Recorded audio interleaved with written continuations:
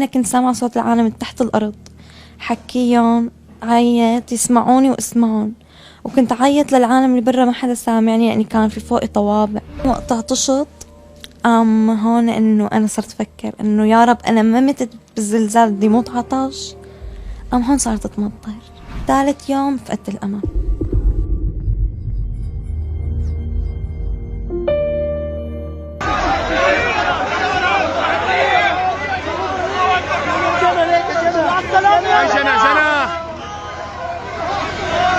جنى نحن اول شي كنا قاعدين بالصالون عند اختي، ما ببيتنا، انا وماما واختي واولاد الاثنين وبابا واخي، هن كانوا بالغرف ببيتنا الثاني. فجأة صارت الدنيا تهز. نحن بيتنا البناية هي عبارة عن هيك بيت يعني قسمين.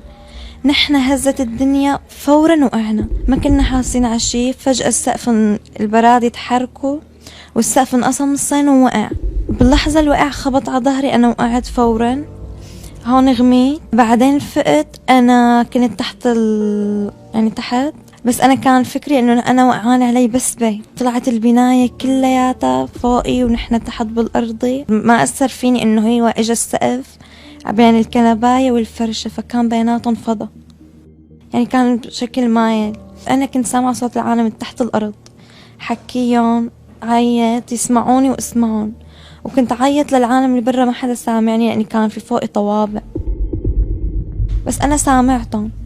نادي واحكي ما حدا يسمعني.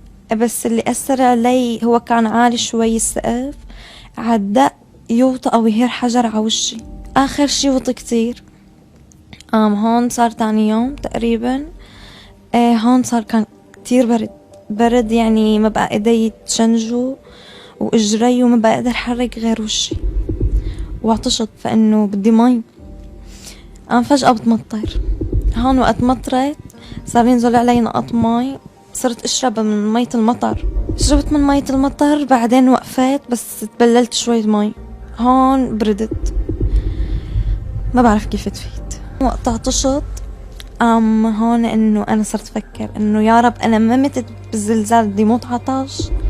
هون صارت تمطر.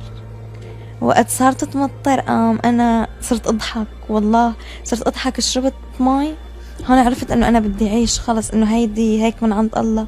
نمت، فقت. انا كنت حاسة على الانقاذ وقت يوقفوا معناها صار ليل، وقت يبلشوا في مرتين غميت ومرة نمت نومة عادية. كنت حاسة على كل شي، على صوتهم، عم بحكي معهم ما حدا سامعني. باليوم الثالث آخر شي وقت صاروا يهدوا منطقة بيتنا والمحل ما كنت أنا قاعدة، هون صار يهر كتير قرب السقف على وشي. أنا هون حطيت إيدي على عيوني وصرت أتشاهد. ثالث يوم فقدت الأمل. فقدت الأمل وقت صاروا يكسروا فوقي، يعني هون صرت أتشاهد وصرت أقول له يا رب إنه أنا هلأ طلعت لبرا، ما طلع عادي، بدها تصير معجزة، إنه يا رب معجزة من عندك. بس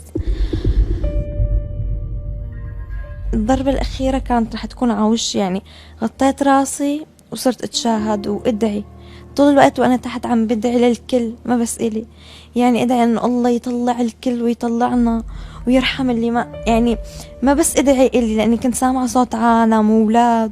دقوا الدقة الأخيرة، نزلت حجرة منهم لتحت، خبطت كلها. أنا هون فتحت عيوني، شفت في فتحة شوي يعني مفتوحة. هون أنا رفعت إيدي وشافوني، بس طول الوقت تحت، مع إني ما في أبدا فتحة للتنفس، بس كان حجر، من الحجر قرب على الحجر يطلع لي هوا، في هوا كان طبيعي، بس برد كان بشكل ما طبيعي. ووقت طلعت كنت ما قادرة أطلع بالضوء لأنه عتمة. وجيت ما يعني أول شي ما كنت وعيانة لبعد ما صرت بالمشفى الحمد لله، وصوروني. وهلا هيك قاعدة يعني على ظهري، ما قادرة أتحرك هلا، بس في تحسن، يعني إجري شوي بيتحركوا. وأكلة خبطة على ظهري وقت وقع السقف لأني وقع على ظهري. و3 أيام على نفس النومة تحت، يعني كنت ما في حركة.